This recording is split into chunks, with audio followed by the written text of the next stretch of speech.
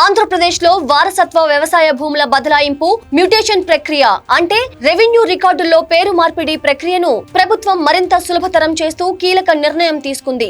గతంలో భూమిని వారసుల పేర్ల మీదకు మార్చుకోవాలంటే రిజిస్ట్రేషన్ తర్వాత మ్యూటేషన్ కోసం రెవెన్యూ కార్యాలయాల చుట్టూ తిరగాల్సి వచ్చేది. కానీ ఇప్పుడు కొత్తగా తెచ్చిన ఆటో మ్యూటేషన్ విధానం ద్వారా సబ్ రిజిస్ట్రార్ కార్యాలయంలో ఆస్తి పంపకాల దస్తావేజు రిజిస్ట్రేషన్ పూర్తి కాగానే ఆ సమాచారం ఆన్లైన్ ద్వారా రెవెన్యూ శాఖకు చేరుతుంది. దీంతో రిజిస్ట్రేషన్ మ్యూటేషన్ ప్రక్రియలు ఏకకాలంలో వేగంగా జరిగిపోతాయి. అయితే ఈ సులభతర ప్రక్రియకు ప్రభుత్వం ఒక ముఖ్యమైన నిబంధనను పెట్టింది. కుటుంబ పెద్ద ఎటువంటి వీలునామా రాయకుండా మరణిస్తే వారసులు ఆస్తి పంపకాల రిజిస్ట్రేషన్ చేసే సమయంలో తప్పనిసరిగా ఫ్యామిలీ మెంబర్ సర్టిఫికేట్ సమర్పించాల్సి ఉంటుంది. ఒకవేళ కుటుంబ పెద్ద ముందే వీలునామా రాసి ఉంటే మాత్రం ఈ నిబంధన వర్తించదు. సచివాలయాల ద్వారా ఈ ఎఫ్ఎంసీని పొందవచ్చు. ఈ నూతన విధానం వల్ల రైతులకు శ్రమ ఖర్చు తగ్గటమే కాకుండా భారీ ఊరట లభించనుంది. ఇప్పటికే ప్రభుత్వం వారసత్వ భూముల రిజిస్ట్రేషన్ కోసం నామమాత్రపు స్టాంప్ డ్యూటీని నిర్ణయించిన సంగతి తెలిసిందే. దీని ప్రకారం 10 లక్షల లోపు విలువైన భూమికి 100 రూపాయలు, ఆ పైన ఉంటే 1000 రూపాయల ఫీజు వసూలు చేస్తున్నారు. ఇప్పుడు ఆటో మ్యూటేషన్ కూడా తోడవటంతో